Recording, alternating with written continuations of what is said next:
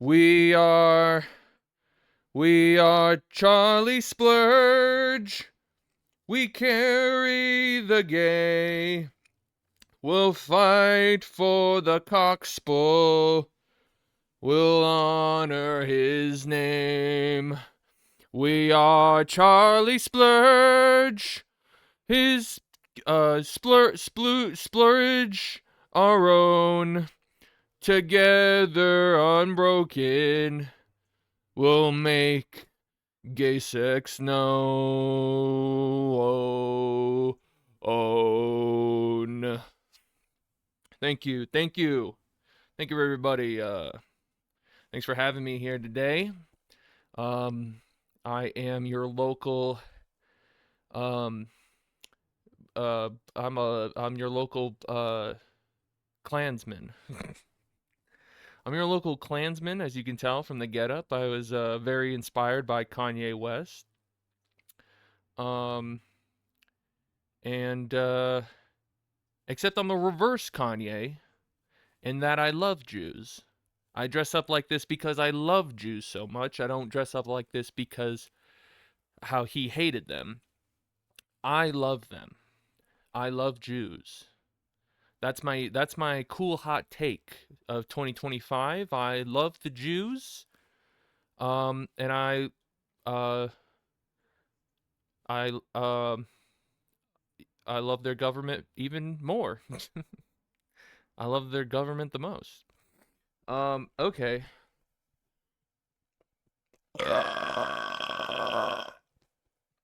Fuck. Um, hope you're doing well. Hope you're doing well. Is that counting or not counting gang violence? What a stupid fucking question. How are you a debate bro, but you ask questions like, "Oh, is that counting or not counting gang violence?" It's like violence is violence, brother. I don't know what the fuck you are on about. Charlie Kirk. People are calling him the biggest yapper of the century. Um they're also calling him a pain in the neck. But tis okay. Um let's see here. What do we got? What do we got? Um yeah, so um yeah, I just had Thanksgiving. Everything was awesome. Food was good. Company was good. Surprisingly did not get into any politics uh throughout the holiday. Somehow managed to scrape by. There was like a tiny little moment where like my apparently my mother and her husband uh uh brought out this kind of interesting like tidbit. They think that the post office is like, I don't know, they conspire against the post office in that they think that the post office hires people to uh go through their packages, whatever it may be, uh, drugs or sex toys and and all the likes. That's what I get in my mail, at least. I don't know about y'all, but um, they conspired that yeah, the workers there all go just damage all the packages and love to rummage through them. Um,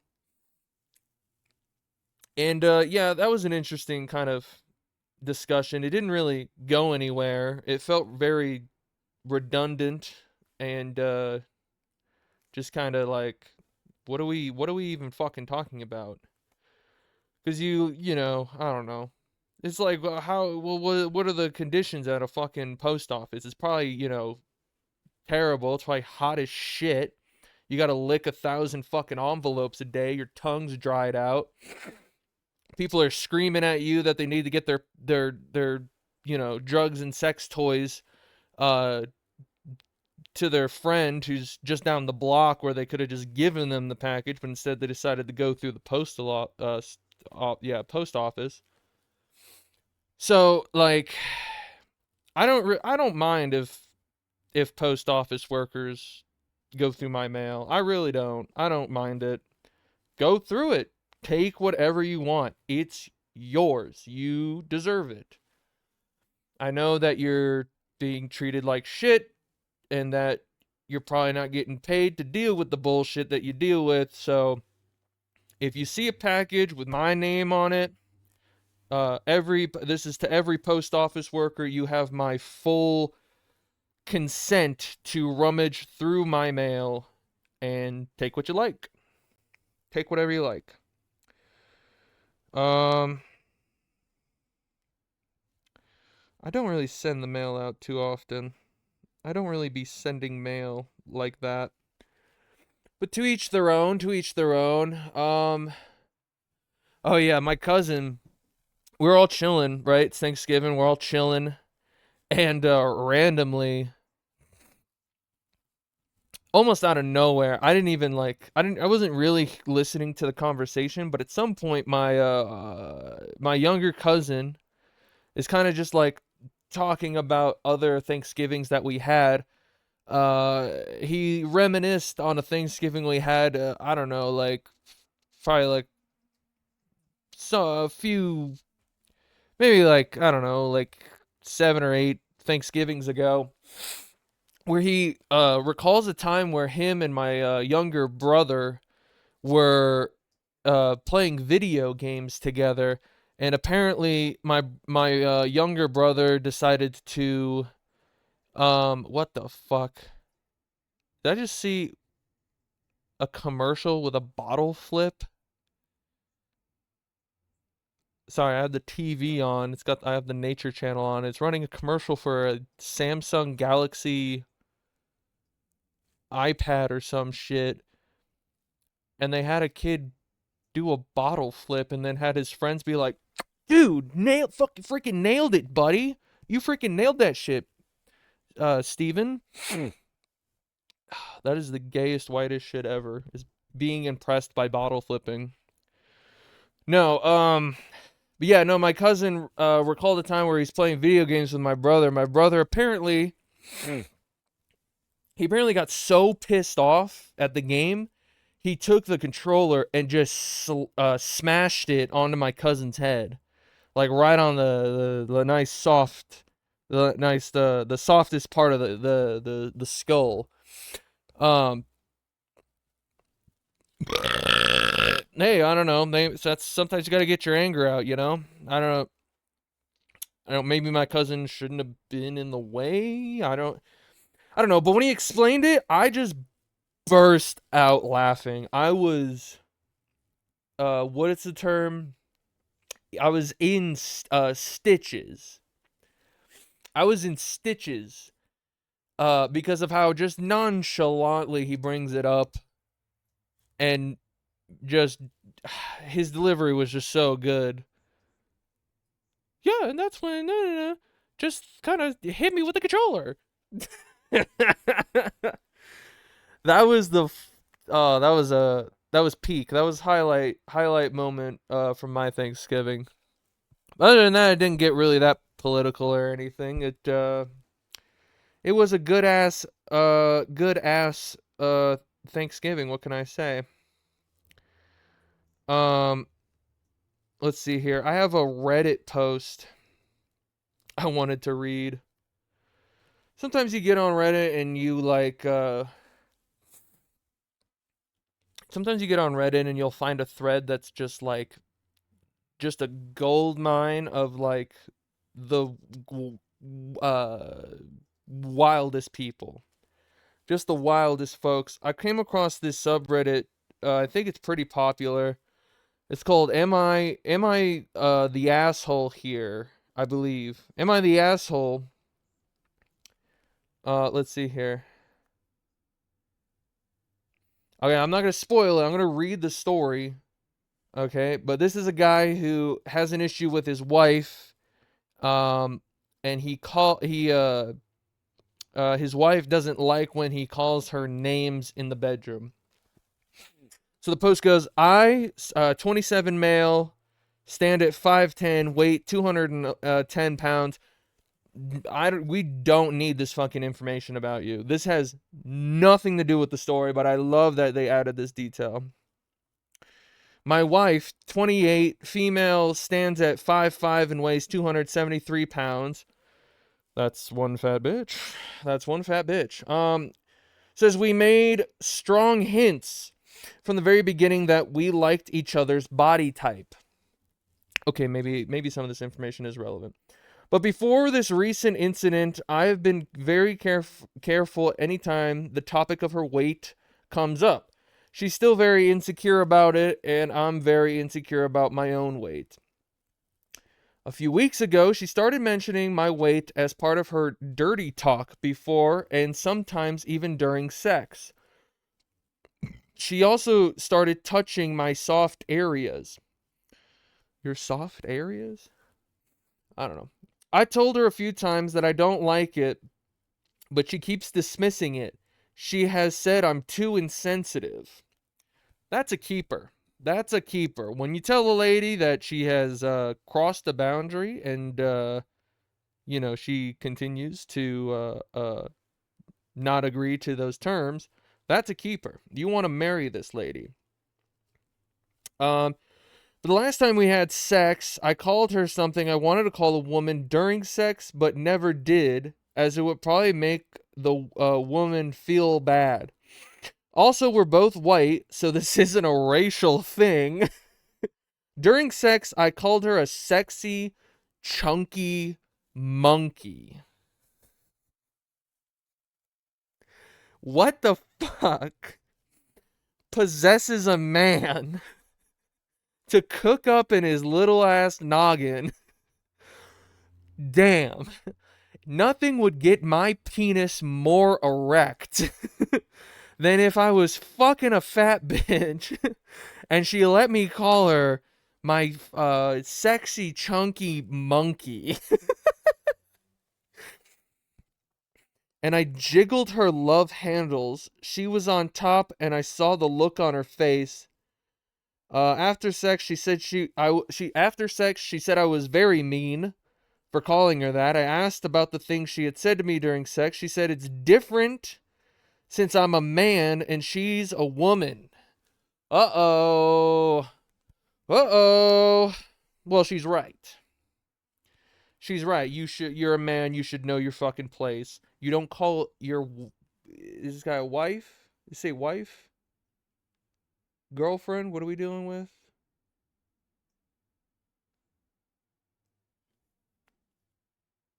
My wife. My wife? You don't call your wife a chunky monkey, you fucking moron. What the fuck's the matter with you? Yeah, I'm glad she touched your soft spots or whatever the fuck. I'm glad she's not respecting your boundaries. Okay? You want to go around and call women big fat fucking apes while you're having sex with them, you deserve your boundaries. You deserve your boundaries pushed. She said there's a stigma against plus size women. I told her I understand, I'm sorry, but I'm not one of the people responsible for the stigma against plus size women. Well,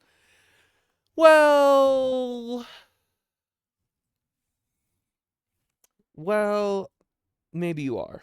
Maybe you are. She asked me why I'm trying to ruin our sex life. Honey, why are you trying to ruin our sex life? I told her I restrain my kinks to avoid making her uncomfortable. What other kinks does this man have that is in the same vein as wanting to call your wife a chunky monkey? Why would you want to call her a chunky monkey? Why do you want to call your wife a chunky monkey, man? That's weird. That's fucking crazy. I can't believe.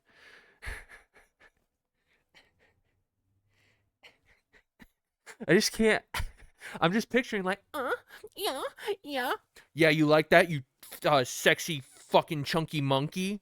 And it's like, way to kill the whole vibe. The whole vibe, bro. Yeah, it's like, what other kinks? You just want to call her a fat ape? Oh, I just love fucking this fat ape. Oh, I love fucking this fat ape. Am I the asshole? Is his question. Am I the asshole?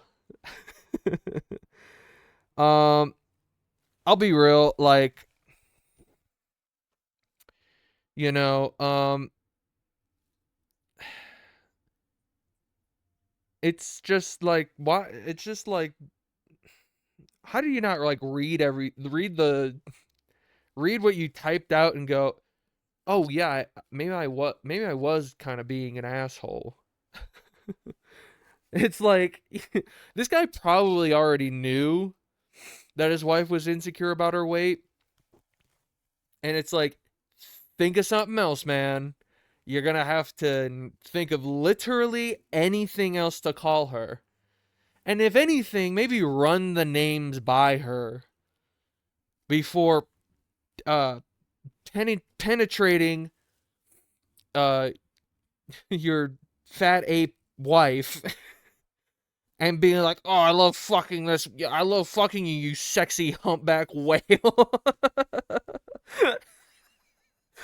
The fuck is the matter with you? um, Dudes rule. Guys rock. That's awesome. What else? What else?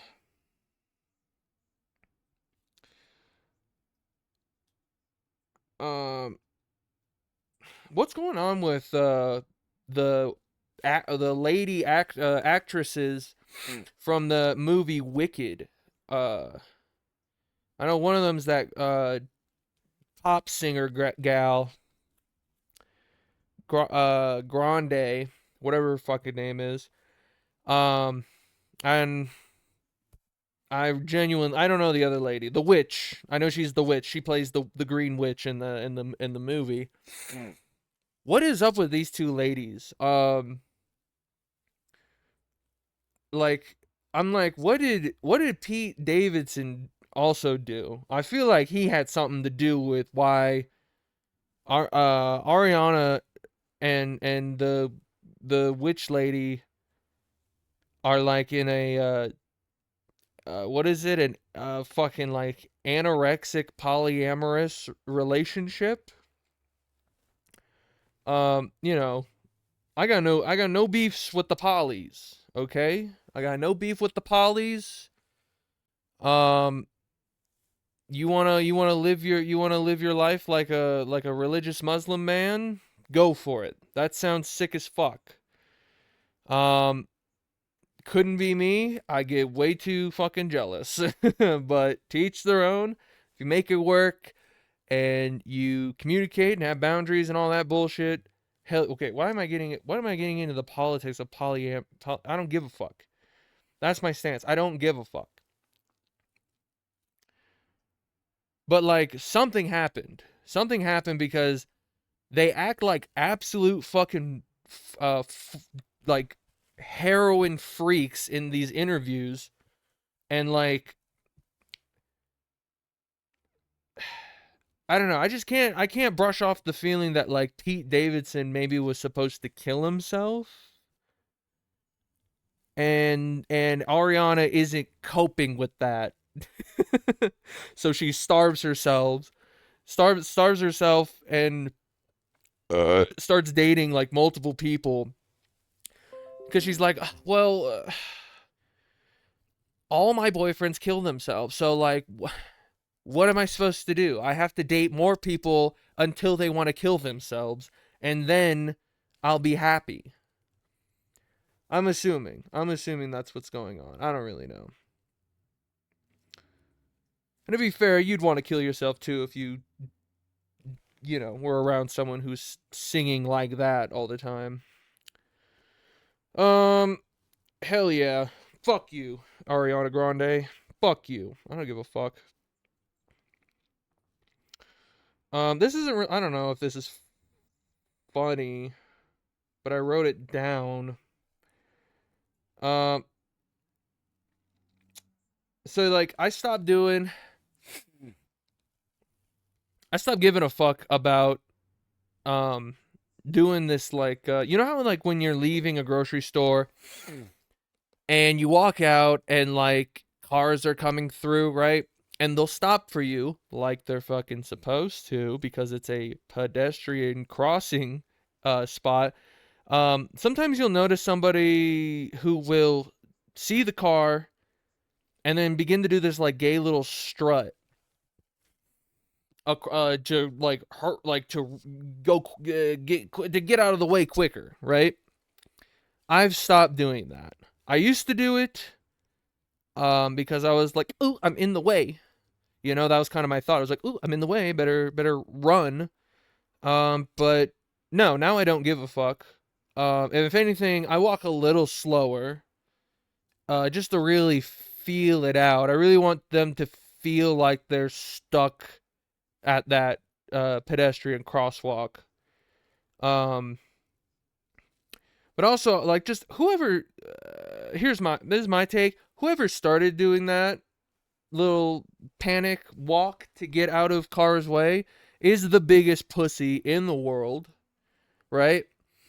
They think that they're helping out the driver, but really, if anything, you're getting them all riled up to murder the next person, the old lady that's coming out right behind you. I can't tell you how many times that I've walked out of a grocery store and like I walk, I get out of the way, and then the car's just like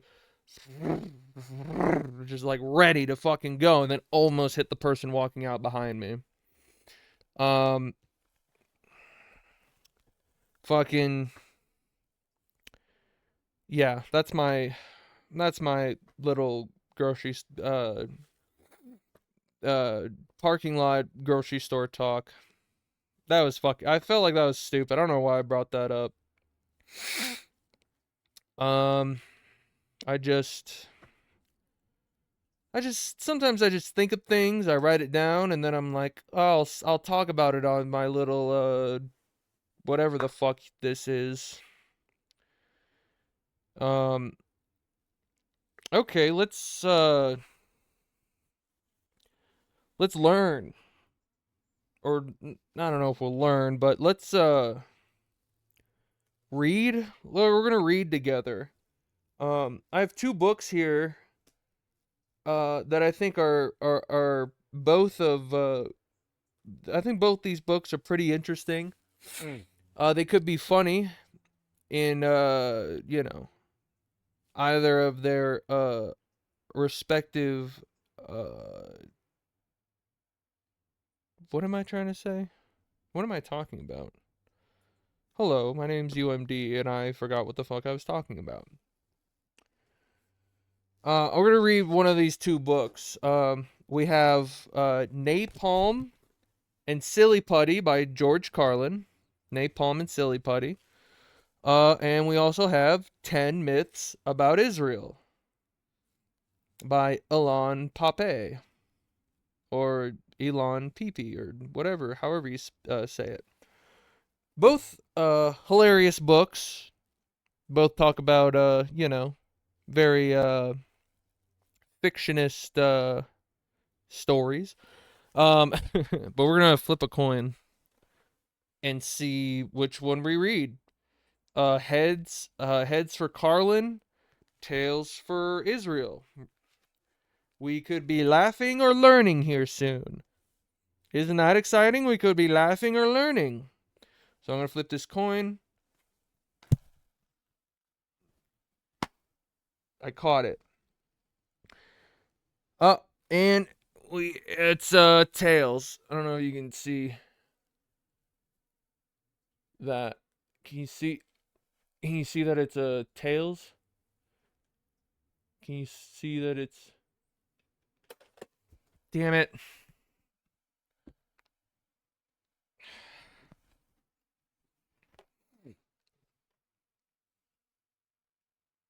Okay.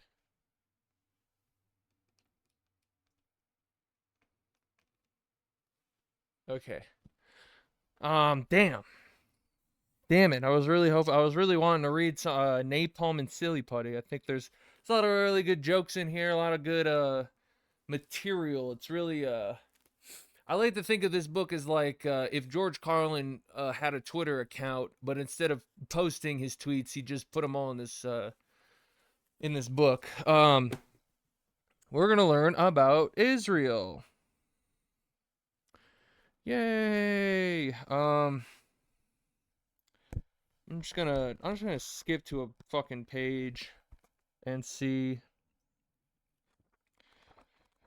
what we got here. Um,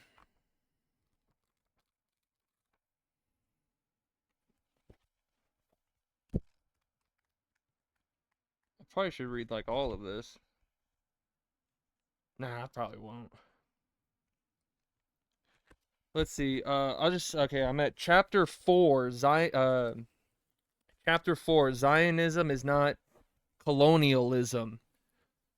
Okay, right off the bat, we gotta address these leftists and their use of isms. Okay, I think, I think all leftists, I think all leftists that are obsessed with these isms, I think they all have autism. Yeah, yeah, fuck you. That's what I think. The land of Palestine was not empty when the first Zionist settlers arrived there in 1882. This fact was known to the Zionist leaders even before the first Jewish settlers arrived. The delegation sent to Palestine by the early Zionist organizations reported back to their colleagues, quote, "The bride is beautiful, but married to another man." Unquote. Nevertheless, when they first arrived, the early settlers were surprised to encounter the locals. Where have I heard this? Where have I heard this story before? Was there? Is some other guy who is like, I don't know, fucked off in like Britain, traveled across the 7 seas to find other land,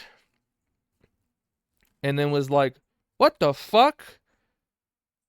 What are all these fucking Indians doing here? How did all these fucking native Indians, they're aliens. They just spawned here. There's weird what? Um Nevertheless, when they first arrived, settlers were surprised to encounter the locals whom they regarded as invaders and strangers. Well, that doesn't how do you well, it's like, yeah. First of all, yeah, of course they're strangers. You don't know them. You just met them. They say strangers like it's a scary thing. I understand that we all like kind of grew up with this idea that like if you don't know somebody, you should maybe be terrified of them or stranger danger or whatnot. But like most strangers are actually pretty chill people. Sometimes they want to do drugs with you on the street. That's a cool offering. Okay? Maybe some of these Palestinians were offering Jewish settlers some dope, some Palestinian drugs, and they were like, "What the fuck?" And it's like, no, you don't understand. In our culture, this is like us showing hospitality, one of the two. In their view, the native Palestinians had usurped their homeland.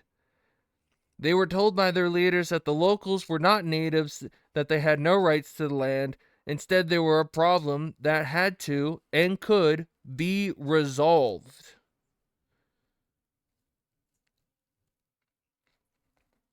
Okay. All right. Well, okay. It's starting to get boring. Yeah, like,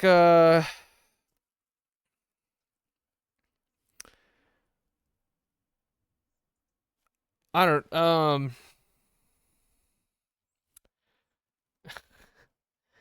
it's yeah, as a,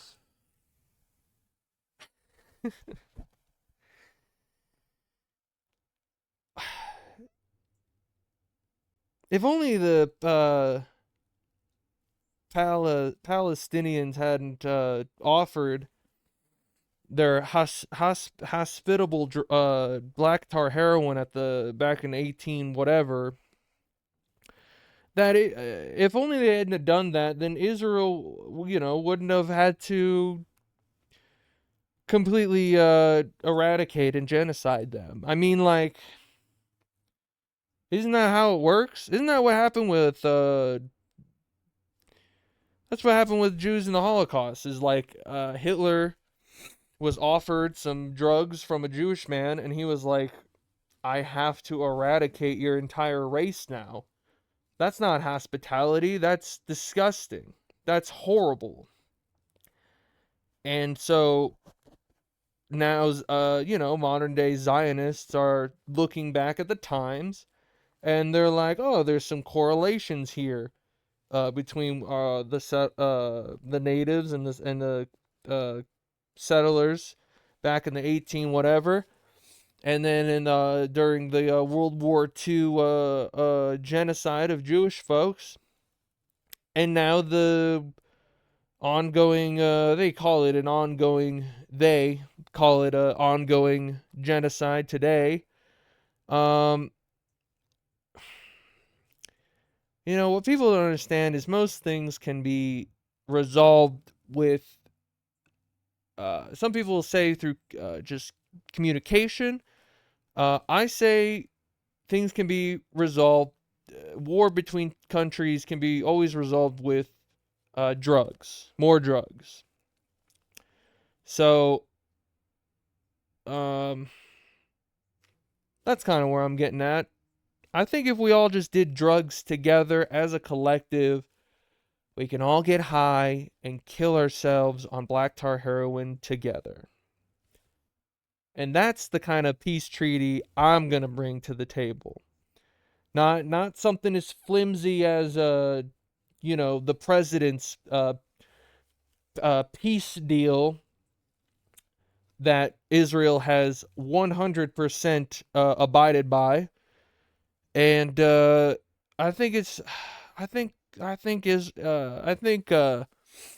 what is this? Benjamin Netanyahu, Yahoo, Benjamin Yuhu. What about Benjamin Yuhu and it's the prime minister, but he's drinking a chocolatey beverage while performing a genocide. Have you thought of that? Have you thought of Benjamin Netanyahu? I love Benjamin Netanyahu. That's a yeah. What if instead of like letting aid into the country, they just gave all the dying Palestinians Yoo-hoo chocolatey drinks? Wouldn't that literally solve everything? Wouldn't that literally solve every issue that's happening? I don't know. I'm also one of these people where I'm like, if the issue is not happening in my country, I don't give a fuck. I don't care. I don't give a shit. So what if the current administration is aiding and funding the government that is the foreign government that is in charge of the said genocide? Uh, I don't care. Not my problem. Not my fucking problem, dude.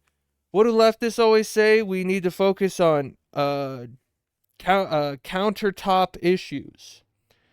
We need to focus on countertop issues. And I'm looking at my counter right now. I don't see any dying, starved children on my countertop. So that means it ain't my issue. It is not my problem. Don't care. Um, man. All right. I think I'll end it there. I think that's a very positive way to end the video. I think yeah, I think we need more drugs, less war. More drugs, less war. That's my official campaign slogan. Less war, not no war. You know, can't have no war. Just less war, you know? Less war, um and more drugs, and no and focus on countertop issues. Um I think that's it. I think that's everything. I'm gonna go smoke weed and watch The Simpsons now, cause what the fuck else am I supposed to be doing right now? Okay, fuck all of you. I'm out. Fuck you.